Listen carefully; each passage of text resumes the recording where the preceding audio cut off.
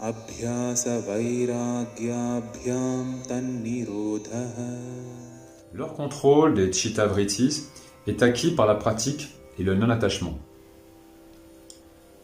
Donc les différentes formes de modification du mental qui vont mener à la souffrance peuvent être contrôlées par deux méthodes. Abhyasa, qui va être la pratique, et donc on va avoir comme travail de remplacer les pensées et les habitudes de pensée négatives par des positives. Et en se répétant, je ne suis pas ceci, je ne suis pas cela, je suis le soi. Donc cela va nous permettre de purifier nos mémoires. Deuxième manière, vairagya, le non-attachement. Ici, il nous est demandé de ne plus nous attacher, de ne plus nous identifier au faux, mais au réel, au soi. Et donc, également en méditation, ce qui est la méthode certainement la plus élevée, de renoncer à nos pensées, de ne plus nous habituer, de ne plus nous identifier à ces pensées habituelles. Tatra sthitau yatno bhyasaha. Abhyasa est l'effort continu pour établir fermement la restriction des ondes de pensée. Donc là, on insiste sur le fait que pour libérer le mental des différentes formes de pensée, il va falloir travailler Abhyasa. Et non seulement en méditation, mais également tout au long de la journée. C'est une pratique de tous les instants. Sato dirghakala nairantarya satkara sevito dridha bhumihi. La pratique s'établit fermement par l'application sur une longue période de temps, sans interruption et avec une sincère dévotion. Donc là, Patanjali insiste vraiment sur le fait que non seulement quelques semaines en ashram de ci, de là, la pratique d'Abhyasa et Vairagya va prendre du temps. Et ça va demander une grande détermination sur des longues durées et sans interruption. C'est à la fois un encouragement et un avertissement. Drishtanushravika vishaya vitrishnasya vashikara sanya vairagyam. Vairagya, ou le non-attachement, est l'état de conscience dans lequel les désirs pour les objets, à la fois visibles et invisibles, sont contrôlés par la maîtrise de la volonté. Nous revenons sur Vairagya, et là on va juste nous demander de contrôler notre désir et nos pensées sur tout ce qui est visible et invisible. C'est pas une mince affaire. Et de sélectionner petit à petit, d'éliminer les pensées tamasiques, rajasiques, pour cultiver les pensées sattviques. Et là, si vous ne connaissez pas les notions de gunas, je vous conseille fortement de vous référer à la Bhagavad Gita ou à d'autres livres pour bien les assimiler. C'est très important. Donc, on va vraiment éliminer tout ce tamas, ce rajas, et créer des nouveaux samskaras de sattva. Et à la fin, on va même abandonner les pensées sattviques.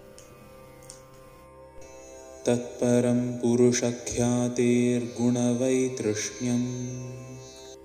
Le stade le plus élevé de non-attachement provient de la conscience du Purusha. Dans le Raja Yoga, le Purusha va être le soi. Dans le Jnana Yoga, on parlera plutôt d'Atman ou de Brahman.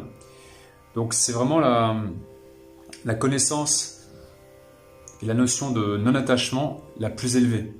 C'est celle qui vient de la connaissance du Purusha.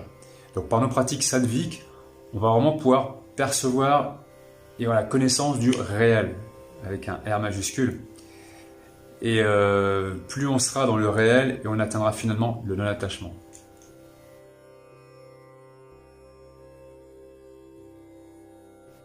Vitarka vicharananda smitarupanugamat samprajñataha.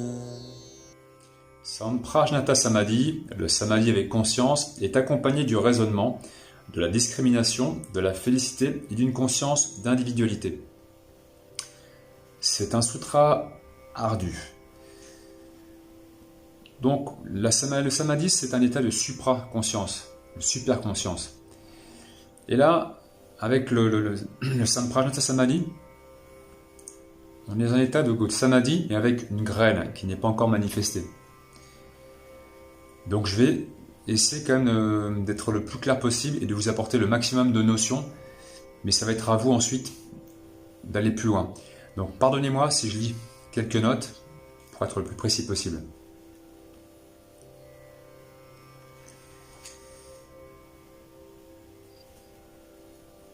Donc on va dire qu'il y a 4 degrés dans Samprajnata Samadhi.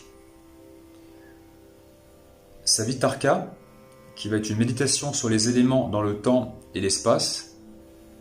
Nirvitarka, une méditation sur les choses hors du temps et de l'espace. Sananda, une méditation sur le mental accompagnée de félicité. Sasmita, qui va être l'identification à l'ego non qualifié, là où la graine est encore non manifestée.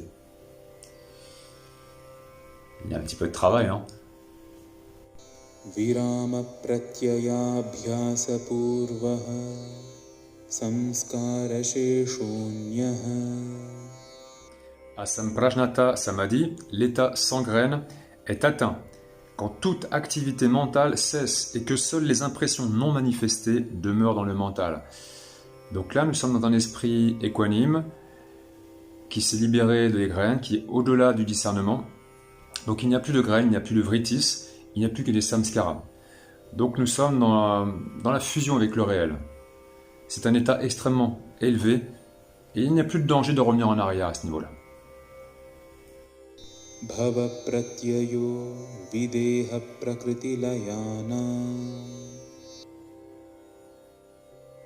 À Samprajnata Samadhi peut être atteint par la naissance en ceux qui ont déjà atteint l'état sans corps ou bien par fusion avec Prakriti. Donc c'est le plus haut état de Samadhi, d'éveil, ne pourra pas être atteint en une seule vie.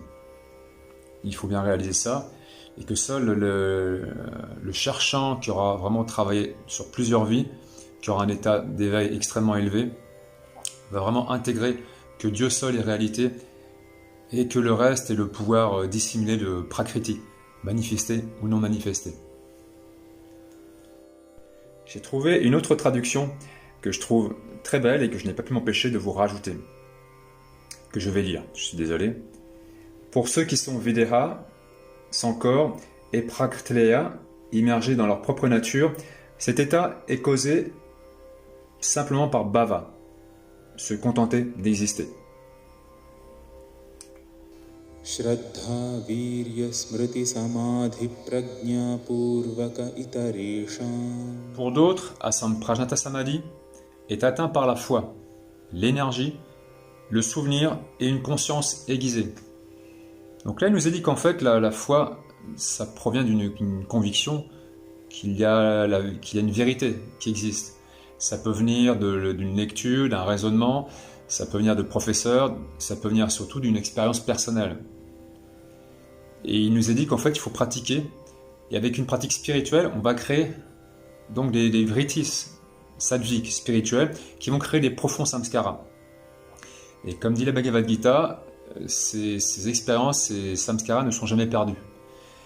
Quand tout ce que l'on peut créer comme samskaras spirituels vont rester, quoi qu'il se passe. On continue avec la deuxième version.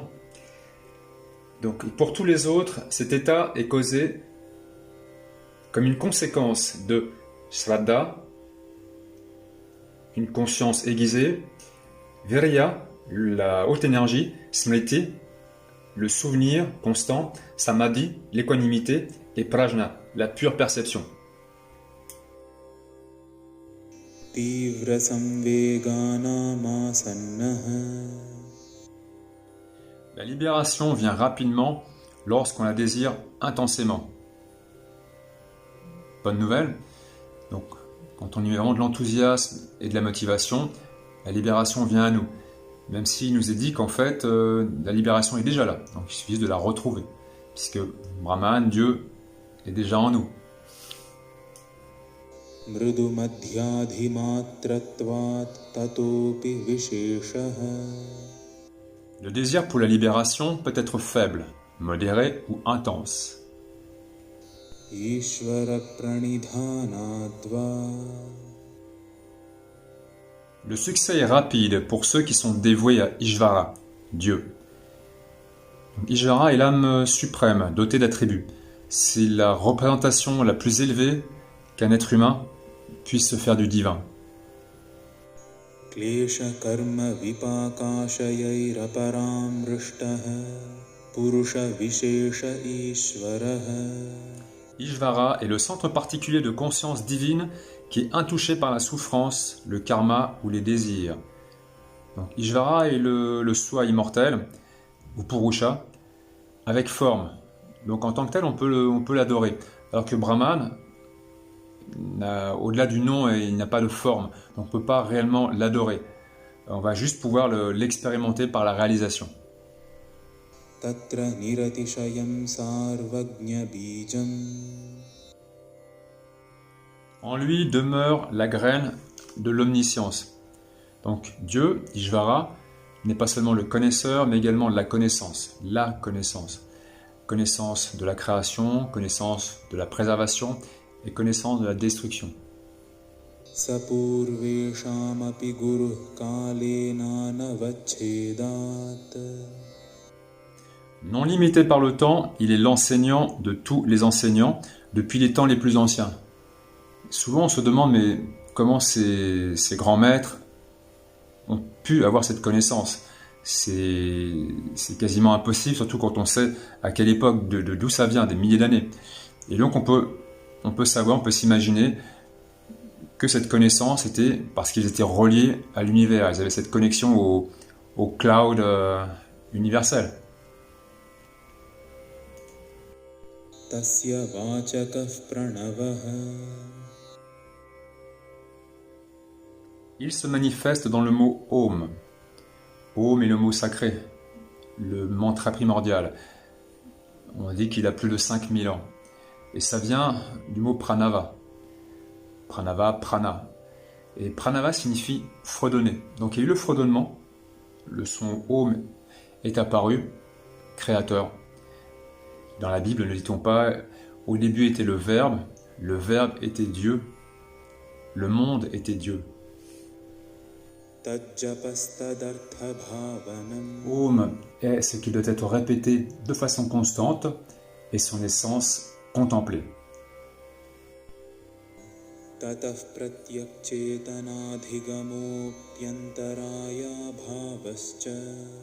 De là naît la connaissance de la conscience individuelle et l'absence d'obstacles. Vyadhisthana samshaya pramadalasya virati bhranti darshana labdha bhumikatvan avasthitattvani chitta vikshepastentarayah.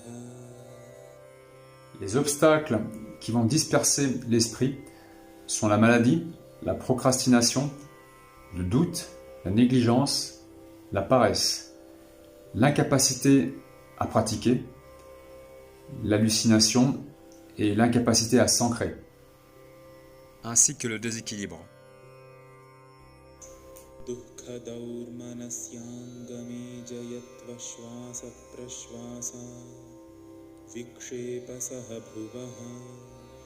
Lorsque l'esprit est dispersé, cela conduit à la souffrance, la dépression, la nervosité physique et la respiration irrégulière.